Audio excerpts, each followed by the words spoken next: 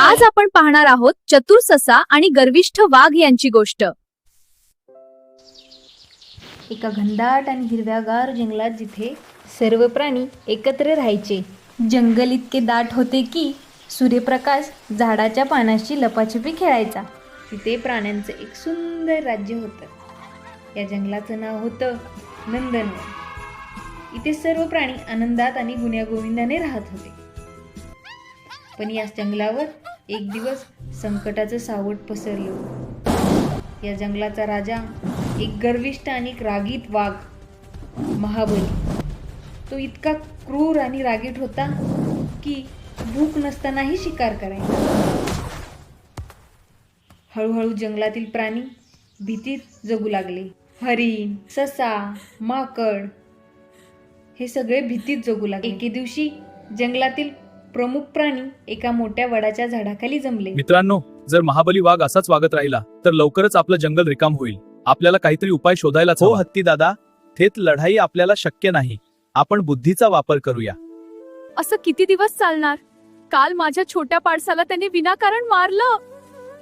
वाघ शिकारीच्या नादात संपूर्ण जंगल संपवून टाकेल. जर आपण काही केलं नाही तर एक दिवस इथे कोणीच उरणार नाही. पण आपण काय करू शकतो? त्याच्या ताकदीपुढे आपण सगळे हतबल आहोत. तो राजा आहे आणि आपण त्याची शिकार. होय, काहीतरी. माझ्याकडे एक प्रस्ताव आहे. आपण वाघाशी बोलणी करूया की त्याने रोज शिकार करण्यासाठी जंगलात धावू नये. बोलणी? वाघाशी? वाघाशी? तो तर आपल्याला पाहताच खाऊन टाकेल. हो, आपण त्याला सांगूया की राजा, तू रोज शिकार करण्यासाठी कष्ट नको घेऊस. आम्ही स्वतःहून रोज एक प्राणी तुझ्या गुहेपाशी पाठवू. काय? स्वतःहून मृत्यूच्या जबड्यात जायचं? हे कसं शक्य आहे? कोणाचं मरण कधी येईल हे कसं ठरणार? हे खूप कठीण आहे. पण सध्या दुसरा कोणताही मार्ग दिसत नाहीये. यामुळे किमान बाकींच्या प्राण्यांचे प्राण तर वाचवेल. जंगलाच्या हितासाठी आपल्याला हे मान्य पाळी असेल. त्याने वाघाच्या गुहेकडे स्वतःहून जायचं. ठरलं तर मग उद्यापासून मरणाची पाळी सुरू होईल. पण नियमाचं पालन सर्वांना करावं लागेल. खूप विचारांती त्यांनी वाघासोबत करार करायचा ठरवला. सगळे प्राणी महाबलीच्या गुहेकडे निघाले. काय झालं? आज शिकार स्वतःहून माझ्या दारात आली आहे का? नाही, अजिबात नाही. आम्ही फक्त भेटायला आलो आहोत. महाराज, तुम्ही शिकार करू नका. आम्ही स्वतः रोज एक प्राणी तुमच्याकडे पाठवू. प्राण्यांनी रोज एक प्राणी पाठवण्याचा प्रस्ताव मांडला. ठीक आहे, पण लक्षात ठेवा, ज्या दिवशी शिकार उशिरा आली त्या दिवशी संपूर्ण जंगल नष्ट करीन. अनेक दिवस सरत गेले. कधी कोल्हा तर कधी हरिण. एक दिवस आला जेव्हा ससा चिनू याची पाळी आली. चिनू लहान होता पण त्याचं डोकं फार चालायचं. चिनू, तू एवढा छोटा आहेस. तो महाकाल वाघ तुला एका घासात खाऊन टाकेल. तो घाबरला नाही. मित्रा, तुझ्यावरच आता आमच्या सगळ्यांची आशा आहे. काहीतरी युक्ती कर. त्याने योजना आखली.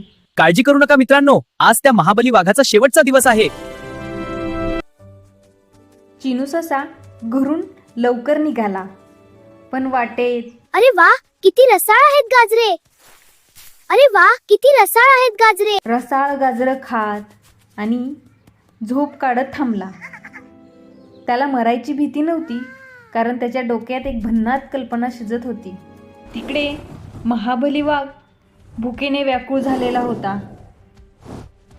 चिनूला उशीर झालाय हे ठाऊक असूनही हा महाशय रस्त्यातल्या प्रत्येक दगडाला पाय लावत दुटुक दुटुक चालला होता. जेव्हा चिनू वाघाच्या गुहेपाशी पोहोचला, महाबलीचा राग 7व्या आसमानावर गेला.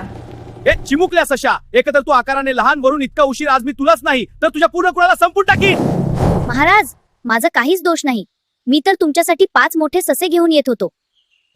कुठे आहेत मग बाकीचे ते ससे? वाटेत एका मोठ्या वाघाने आम्हाला अडवले. त्याने 5 ससे खाल्ले व मला तुमच्याकडे पाठवले. तो म्हणाला, ज्याला स्वतःचे जेवण टिकवता येत नाही तो कसला राजा? जा, त्याला आजपासून मीच या नंदनवनाचा सम्राट आहे. काय? माझ्या राज्यात दुसरा राजा? मला आता त्याच्याकडे घेऊन चल, मी त्याला खाऊन टाकतो. चला वाघा, मी रस्ता दाखवतो. ठीक आहे ससा, मी येतोय. हा रस्ता थोडा वळणाचा आहे पण मजा येईल. मी तुझ्या मागे आहे. महाराज, तो दृष्ट वाघ या किल्ल्यात वेगटेनीत लपला आहे. फक्त आतूनच डरकाळ्या फोडतो.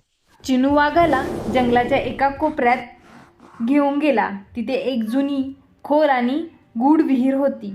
वाघाने विहिरीच्या काठावर उभं राहून खाली पाहिलं. त्याला स्वतःचेच प्रतिबिंब पाण्यात दिसत होते. महाबलीला वाटलं की तो दुसरा वाघ त्याला आव्हान देत आहे. त्याने रागाच्या भरात विहिरीत झेप घेतली. वाघ विहिरीत पडला. विहिरीच्या भिंती शेवाळ्यामुळे निसरड्या होत्या. महाबली खूप हातपाय मारले पण बाहेर पडायला त्याला आधार मिळाला नाही. अखेर तो गर्विष्ठ वाघ वाचवा, मला वाचवा, कोणीतरी मला वाचवा. तिथेच मरण पावला. अरे वा, किती आनंदी ससा. शक्ती कितीही मोठी असली तरी ती बुद्धीच्या ताकदीसमोर नेहमीच फेल असते. तर सांगा मित्रांनो, आमच्या चिनू सारखा तुमच्यात पण आहे का एखादा मित्र? अशा छान छान मजेशीर गोष्टी पाहण्यासाठी आपल्या चॅनलला नक्की सबस्क्राईब करा.